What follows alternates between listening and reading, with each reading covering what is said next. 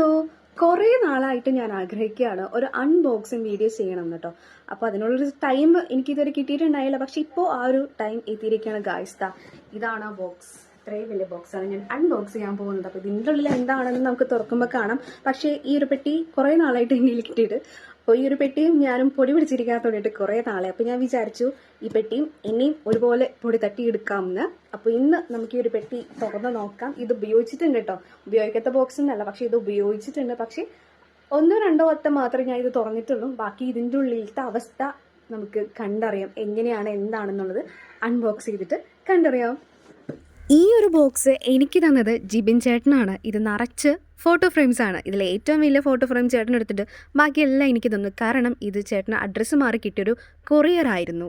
അപ്പോൾ എനിക്ക് എന്തായാലും യൂസ് ആവും ഓർത്തിട്ടാണ് എനിക്ക് തന്നത്. കാരണം ഞാൻ കുറച്ച് ക്രാഫ്റ്റൊക്കെ ചെയ്യുന്ന കൂട്ടത്തിലാണല്ലോ.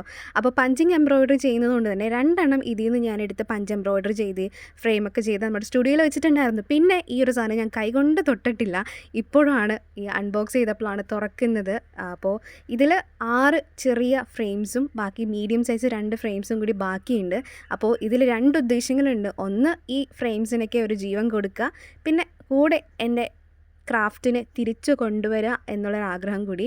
കണ്ടോ, അതിലൊക്കെ ഞാൻ എന്തൊക്കെയൊക്കെയോ ചെയ്തിട്ടുണ്ട്. പക്ഷെ അതൊന്നും ആയിരിക്കില്ല വർക്ക് ചെയ്ത് വരുമ്പോൾ വേറൊരു ക്രാഫ്റ്റ് ആയിരിക്കും അതിൽ കാണുക. എന്തായാലും വഴിയെ ക്രാഫ്റ്റിൻ്റെ വീഡിയോസ് കാണാം കേട്ടോ.